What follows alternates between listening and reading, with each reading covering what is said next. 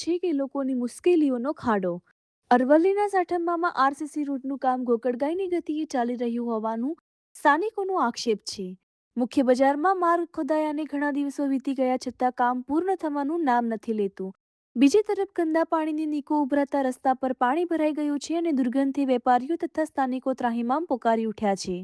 સ્થાનિકોના જણાવ્યા મુજબ કોન્ટ્રાક્ટરના માર્ગ ખોદીને ગાયબ થઈ ગયા છે અને કોઈ અધિકારી પણ સ્થળની મુલાકાતે આવ્યા નથી. હવે સવાલ એ છે કે વિકાસના આ કામમાં વિલંબ માટે જવાબદાર કોણ? સાઠંબા આ બજારનો વેપારી છું. અહીંયા ગાડી જે આ રોડનું કામ ચાલે છે અઠવાડિયાથી તોડીને જતા રહ્યા છે. અત્યારે ધંધા પાણી સાવ ઠપ થઈ ગયા છે, બરોબર. અને પાણી નેકોનું એટલું બધું ગંદકીથી છે કે કોલેરો ફાટી નીકળે એવી પોઝિશન છે અત્યારે.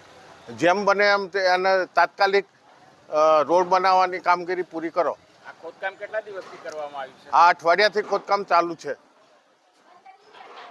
હા છે. કોન્ટ્રાક્ટર આવતા નથી? ના, બિલકુલ કોન્ટ્રાક્ટર આવ્યા નથી એક વખત. તમને શું શું તકલીફો પડી રહી છે? અત્યારે અમારા ઘરાકીમાં તકલીફો પડી રહી છે. અત્યારે પાણી ગંદુ નેકનું આવે છે તે બહુ એ નીકળે નથી અને રોડ કોલેરા ફાટે એવું થઈ ગયું છે અને રોડ બી ઉતારે નથી અને એમ જ જોતે મૂકી નાસી ગયો છે. આજે 6 દિવસથી કે આવું જાવું છે ને આવતો નથી. ગંદકી થાય છે? અરે ગંદકી એટલે ઊભું નથી રહેવાતું. એ વાસ મારે છે, ગંધ મારે છે અને રોગચાળો ફાટી જશે તો જવાબદારી એ લોકોની છે, અમારી કોઈ જવાબદારી નથી. વપરાશનું પાણી બજારમાંથી જાય છે.